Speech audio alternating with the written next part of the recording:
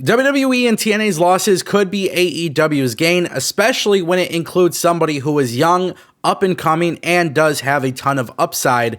AEW very well could have or could be signing 3 former WWE talent, one of them also having a recent stint in TNA. Obviously, we will have to talk about that, but guys, let's just be honest. Tony Khan, AEW, is willing to open up that checkbook. They're willing to open up that checkbook for a talent if they feel like it's worth it. And as you guys know, sometimes they've signed people where it doesn't work out. Sometimes it does. We're going to talk about that, plus an AEW show being canceled and so much more. So I actually really want to kick things off with AEW Shockwave. Let's just be real, guys. AEW Shockwave was supposed to be a thing, and now on the hump, Sean Ross Sapp actually spoke about this and gave a little bit more detail as to what happened. He says it was only a pitch and a theory. So he did confirm AEW did have a pitch for AEW Shockwave with Fox. He says it was never a concrete plan, so to speak. It was something that was brought up, but no deal was ever reached. It ended up falling through and it just didn't work out.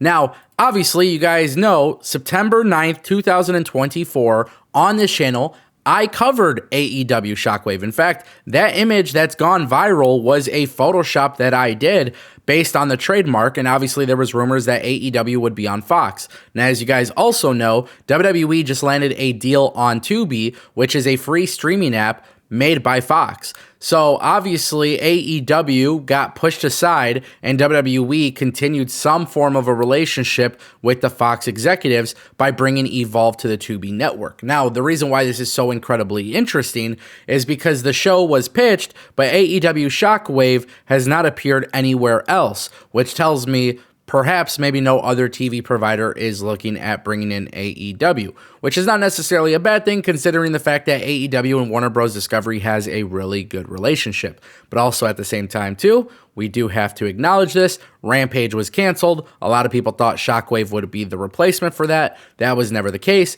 And also we do got to acknowledge the fact that Swerve Strickland was going around publicly talking about AEW coming to Fox. And obviously that didn't happen, which obviously was not a good look for Swerve Strickland. But at the end of the day, AEW Dynamite and Collision, those two solely being focused on in the last month has actually been relatively good content. It's not perfect, it's not amazing, but it's been a lot better than we have seen in the previous year. I feel like a lot of things that I have criticized about AEW, we're starting to see the improvement on. Doesn't mean it's perfect, but maybe this does offer a little bit more confidence in the fact that they are improving. Now would be the best time to remind you that we have a major goal to hit 100,000 subscribers. Over 40% of the viewers who watch this channel are not subscribed. Please click subscribe if you enjoy staying educated on everything with wrestling news. All right, guys, and now that's going to bring us to our next topic. Cedric Alexander, obviously he was released by WWE, and now there's some really interesting stuff that he is specifically saying in a new interview with Chris Van Vliet. He says, my wife said when I was released, the world works in mysterious ways, but it's for the better, and you don't know why yet, but it's for the better. And I was like, yeah, I do know why. I'm going to be with the boys later. Now, listen. This is absolutely crazy. He has made it very, very clear he is interested in going to AEW. He's made it very clear he's interested in reuniting with the Hurt Syndicate. And to be fair, we got to put this out there. AEW is running a storyline where MVP is going to get a 4th member for the group, and he's trying to bring in MJF, and Bobby Lashley and Shelton Benjamin are not too happy with that idea. So obviously, I think, and the reason why I say it's obvious is because Cedric Alexander wants to be with the boys. He was obviously part of the Hurt business. Oh, okay, maybe this is a storyline where MJF does not join the group and the boys bring in Cedric Alexander. Now, it does make a lot of sense for Cedric Alexander to be in the Hurt Syndicate. Obviously, he's one of the original members. I get it. I understand it.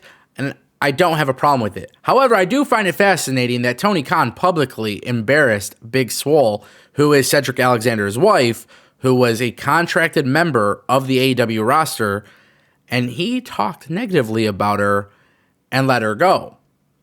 And I think for Cedric Alexander, I mean, I don't know. I can't talk about the guy on a personal level, but I know personally speaking, if somebody were to embarrass my wife, I would not choose to work with them, even if it meant getting paid a lot of money. And I guess that's maybe the difference in people's morals and stuff. But at the end of the day, I think Tony Khan publicly blasting Big Swole the way that he did should be a reason why Cedric Alexander should go explore other opportunities. However, if AEW is to sign Cedric Alexander, I get it.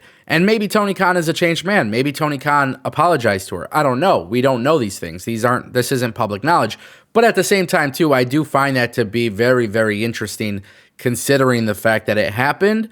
And then obviously Cedric lost his job with WWE. Okay, he needs to be a provider. Does he just go to AEW? I don't know. And I don't know how Big Swole feels about it, and I can't speak for these people. I don't know them on a personal level, but from my analysis, looking at this, I do think that raises some sort of alarms, and perhaps, Cedric and Big Swole and Tony Khan could have a nice little conversation, and everything gets cleaned up. You never know. And that brings us to these two gentlemen. Cal Bloom, a.k.a. Von Wagner, was an extra on AEW Dynamite. He's from the area, and they brought him in. And obviously, Von Wagner is somebody with a huge amount of upside. I think everybody knows this. Everybody has acknowledged it at some point. What's really interesting about this particular story, though, is that he wasn't the only one backstage within AEW. Obviously, he made it to the big screen. He made it to the TV show. But another name is Josh Matthews. And maybe you guys don't remember Josh Matthews because of the fact that, he left WWE, he went to TNA, and then he was no longer really appearing on TNA television. He was working backstage. But according to a PW Insider report, Josh Matthews was backstage at AEW Dynamite in Minnesota. Nobody really knows if he was there just to visit or if he is joining the company. He's no longer with TNA. He was doing a lot of stuff with TNA for several years. And you got to acknowledge the fact that Madison Rayne, who is his wife, former TNA Knockout, she currently works for the AEW company as a producer and a coach. Josh Matthews left TNA last month. He's been there since 2014, so 11 years. He was a lead play-by-play commentator for a very long time.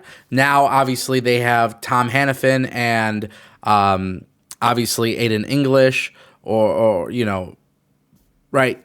I don't know his real name at this point, unfortunately, but I can't remember it. Matthew Raywalt or whatever. Sorry, bud. I appreciate you, though. I think you're a hell of a commentator. My point that I'm making, though, is Josh Matthews is not a commentator for TNA anymore. He was obviously working more in a backstage role. He's no longer in the company. I think it's always good if you could bring in more people backstage. Also, Josh Matthews is a really good announcer. I would probably favor him to be an on-screen announcer. I think he's a lot better than Alex Marvez. I think he is better than Alicia Atout. That's just my opinion. That's just more of like a subjective thing. I think him and Renee being backstage reporters for AEW would be great. He obviously has that experience from WWE as well as TNA. You could even bring him in as a commentator if you would like to switch things up, even with Collision. Maybe you put him with Ian Riccaboni. I think those two guys have really good voices that would contrast each other very well. But we'll see what happens. AEW might be bringing these guys in. They very well could be signed, could be signing to the company. And if AEW did sign both of them, I do support it. I was a very big Von Wagner fan when he was in NXT 2.0. His release was kind of shocking to me. He was one of those guys where I think he had an interesting look, but also he was really improving in the ring. And I like the stuff that he did with Robbie E. So, yeah, it is what it is. Let me know what you guys think down below.